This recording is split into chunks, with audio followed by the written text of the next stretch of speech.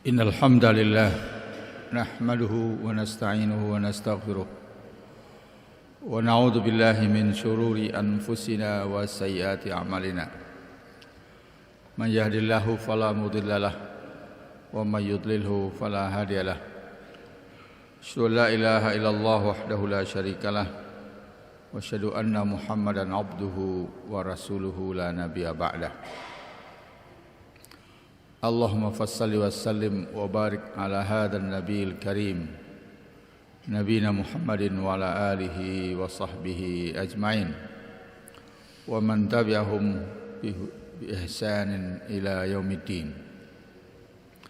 Amma ba'du fa ya ibadallah, usikum wa iyaya bi taqwallah faqad fazal muttaqun. Ya ayyuhalladzina amanu taqullaha haqqa tuqatih wa la tamutunna illa wa antum muslimun. Qala Allah subhanahu wa ta'ala fi kitabihil karim, a'udzu billahi minasyaitonir rajim.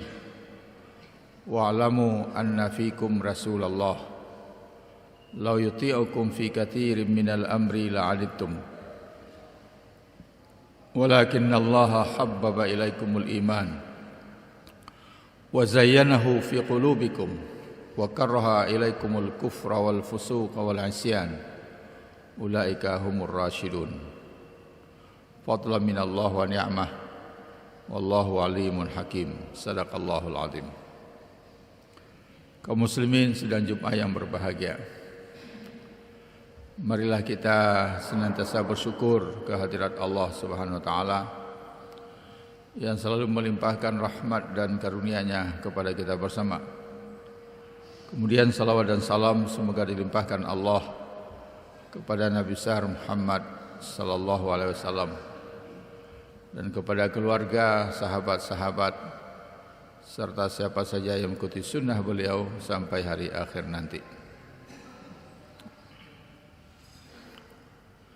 Tadi kita bacakan surat Al-Hujurat, surat nomor 49 ayat 7 dan 8. Wa'lamu, ketahuilah, anna fikum Rasulullah, bahwa di tengah-tengahmu itu ada Rasulullah. Lau yuti'ukum fi katsirin minal amri, kalau Rasulullah itu yang harus patuh kepada kalian dalam banyak hal, la'anittum, pasti kalian akan celaka. Walakin Allah, akan tetapi Allah habbaba ilaikumul iman, telah menjadikan kamu semua mencintai keimanan. Wa zayyanahu fi qulubikum, dan menjadikan iman itu perhiasan di dalam hatimu. Wa karaha ilaikumul kufra wal fusuqa wal isyan, dan dengan iman itu engkau membenci kekufuran, kefasikan dan kemaksiatan. Ulaika humur rasyidun, merekalah orang-orang yang mendapatkan petunjuk. Fadlan minallah wa ni'mah, itulah karunia dan nikmat dari Allah. Wallahu alimun hakim, dan Allah Maha mengetahui dan Maha bijaksana. Rasulullah sallallahu alaihi wasallam diutus untuk dipatuhi. Wa ma arsalna min rasulin illa liyuta'a biidznillah. Tidaklah kami utus seorang rasul pun kecuali untuk dipatuhi dengan izin Allah. Maka diperintahkan oleh Allah dalam ayat lain, ati'ullaha wa ati'ur rasul wa ulil amri minkum. Taatlah kepada Allah, taatlah kepada Rasul dan para pemimpinmu. Nah, hadirin berbahagia, pada diri Rasulullah sallallahu alaihi wasallam bersatu apa yang kita sebut dengan Islam normatif dengan Islam historis. Islam normatif itu artinya Islam yang seharusnya, sedangkan Islam historis adalah Islam yang dilaksanakan. Nah, pada diri Rasulullah tidak ada bedanya antara Islam yang seharusnya dengan Islam yang dilaksanakan. Karena Rasulullah itu adalah sumber hukum. Katakan orang Rasulullah itu the living Quran, Al-Quran hidup. Di tatkala Allah memuji akhlak Rasulullah, wa innaka la'ala khuluqin azim, engkau sungguh memiliki akhlak yang agung. Ditanyakan kepada Aisyah radhiyallahu anha, kaifa kana khuluquhu, bagaimana akhlak Nabi yang agung itu? Aisyah menjawab, kana khuluquhu Al-Quran, akhlaknya ya Al-Quran itu sendiri. Jadi antara Islam yang seharusnya, Islam yang dilaksanakan pada diri beliau sama. Kemudian pada diri sahabat, antara Islam yang seharusnya atau Islam normatif dengan Islam yang dilaksanakan, Islam historis, boleh juga kita katakan hampir sama. Karena para sahabat dididik langsung oleh Rasulullah sallallahu alaihi wasallam, tapi tentu tidak persis seperti Rasulullah sallallahu alaihi wasallam. Ya kadang-kadang ada juga bedanya, tapi cuma kadang-kadang, tidak sering. Satu kali sahabat mengeluh kepada Nabi, ya Rasulullah, sudah kita coba untuk selalu taat, tapi kadang-kadang durhaka juga. Sudah kita coba untuk selalu ingat kepada Allah, tapi kadang-kadang lupa juga. Sudah kita coba untuk selalu bersyukur kepada Allah, tapi kadang-kadang kufur juga. Tapi pada umumnya, pada diri para sahabat, antara Islam normatif dengan Islam historis jaraknya hanya sedikit. Nah, begitu generasi selanjutnya, generasi tabi'in, jaraknya mungkin bertambah. Terus 1 abad kemudian, 2 abad kemudian, 3 abad kemudian, sampailah ke abad sekarang ini, abad ke-15 Hijriah, zaman kita menyaksikan jarak antara Islam normatif dengan Islam historis itu semakin jauh.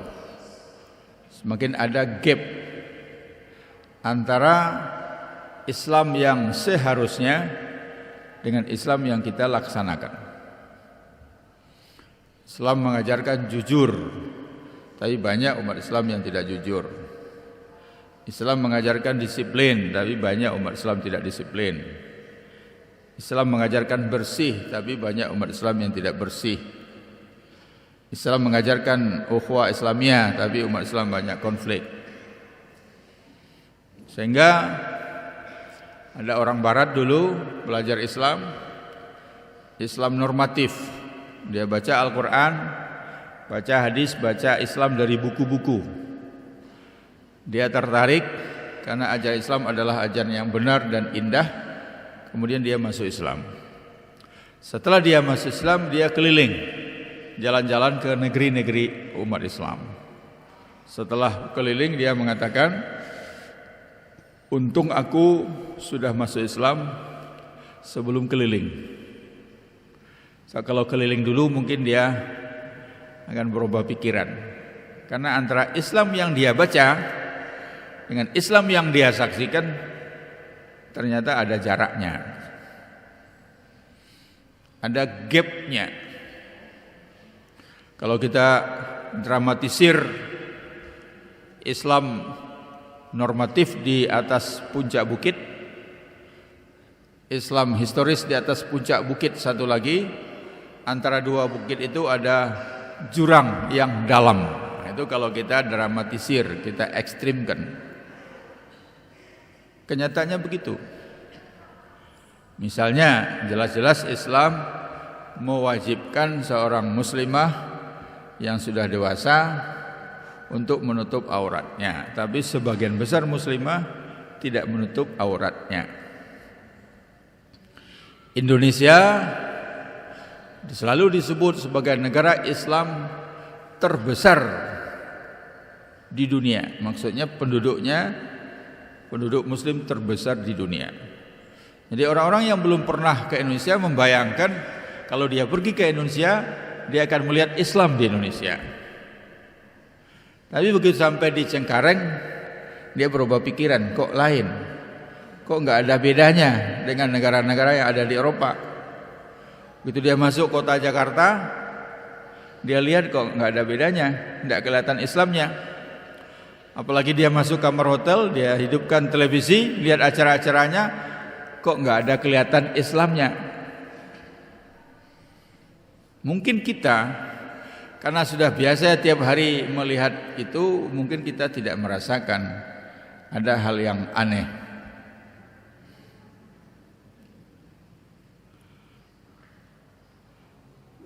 Seorang syekh dari Mekah, Syekh Abdullah bin Abdul Aziz, Direktur Al-Hay'ah, ya, Hayatul Isyarat Al-Almiyah fil Quran wa Sunnah di Rabita Alam Islami. Lalu dia datang ke Yogyakarta, saya nemani, dia cerita baru datang dari Bandara Juanda, Surabaya. Dia bilang dia melihat sesuatu yang aneh di situ. Ada apa?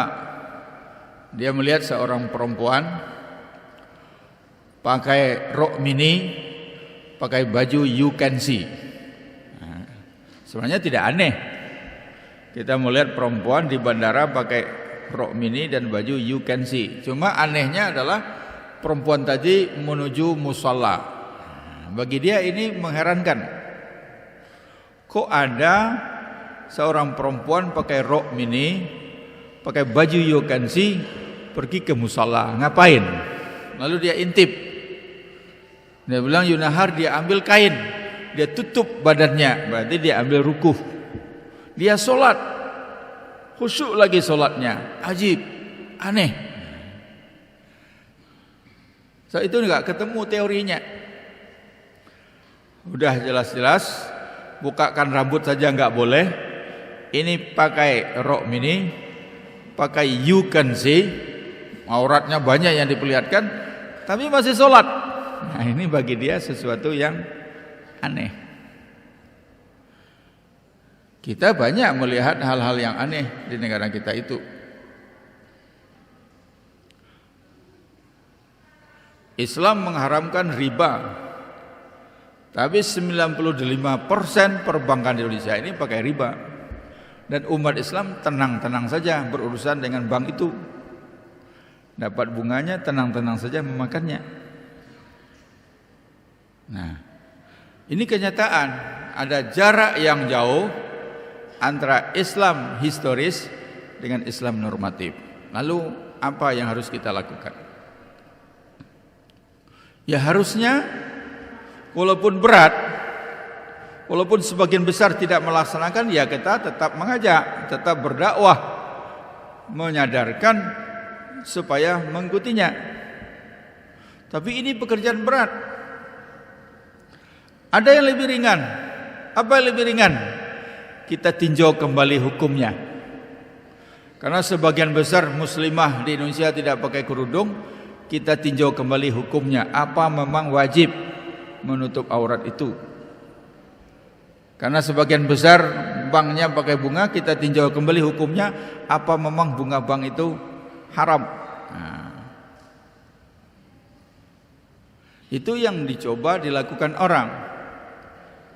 Bukan berusaha berdakwah menyadarkan orang Islam agar ikut ajaran Islam, ajaran Rasulullah SAW, tapi mencoba melakukan meninjau kembali hukumnya, tapi dengan bahasa-bahasa yang hebat, melakukan reinterpretasi, melakukan kontekstualisasi, pakai pendekatan historis, pendekatan hermeneutik, sehingga nggak ketahuan, seolah-olah memang sedang melakukan penafsiran kembali, tapi sebenarnya adalah memaksa.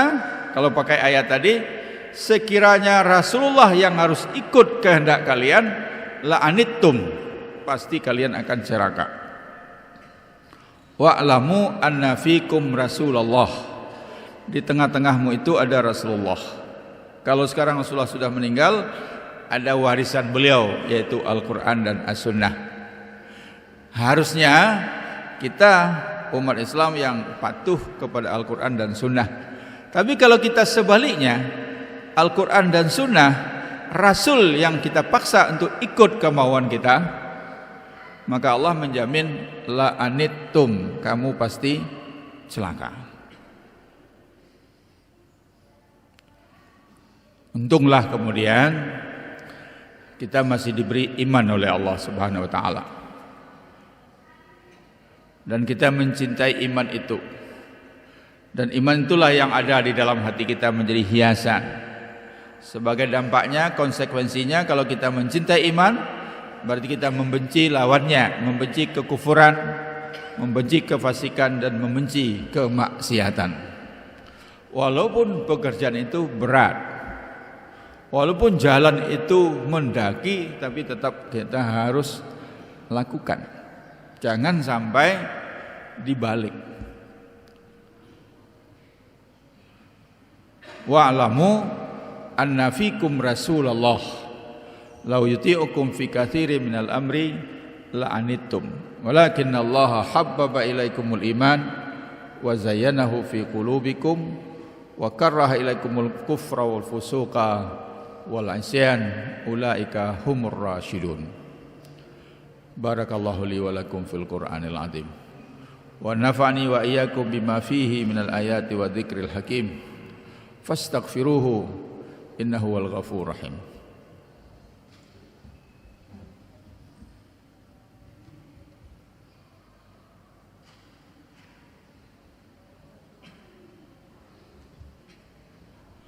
Alhamdulillahi rabbil alamin wal aqibatu lil muttaqin.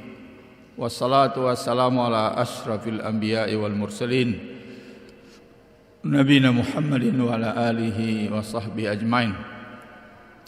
Asyhadu an la ilaha illallah al-malikul haqqul mubin wa asyhadu anna Muhammadar Rasulullah sadiqul wa'dil amin.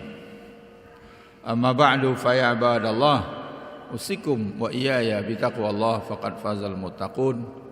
Ya ayyuhalladzina amanu taqullaha haqqa tuqatih wa la tamutunna illa wa antum muslimun. Innallaha malaikatahu yusholluna 'alan nabi ya ayyuhalladzina amanu shallu 'alaihi wa sallimu taslima. Allahumma shalli 'ala Muhammad wa 'ala ali Muhammad kama shallaita 'ala Ibrahim wa 'ala ali Ibrahim wa barik 'ala Muhammad wa 'ala ali Muhammad kama barakta 'ala Ibrahim wa 'ala ali Ibrahim innaka Hamidum Majid. Allahumma ighfir lana dzunubana wa liwalidayna warhamhuma kama rabbayana shighara wa li jami'il muslimina wal muslimat wal mu'minina wal mu'minat al ahya'i minhum wal amwat bi rahmatika ya mujibas sa'ilat. Rabbana taqabbal minna salatana wa siyamana wa ruku'ana wa sujudana wa jami' amalina bi rahmatika ya arhamar rahimin. Allahumma inna nas'aluka salamatan fid din wa afiatan fil jasadi wa ziyadatan fil ilmi wa barakatan fil rizqi wa taubatan qablal maut wa maghfiratan ba'dal maut wa rahmatan 'indal maut. Allahumma hawwin 'alaina fi sakaratil maut. Rabbana atina fid dunya hasanah wa fil akhirati hasanatan wa qina adzabannar. Subhana rabbika rabbil izzati amma yasifun wa salamun alal mursalin walhamdulillahi rabbil alamin. Wa aqimissalah.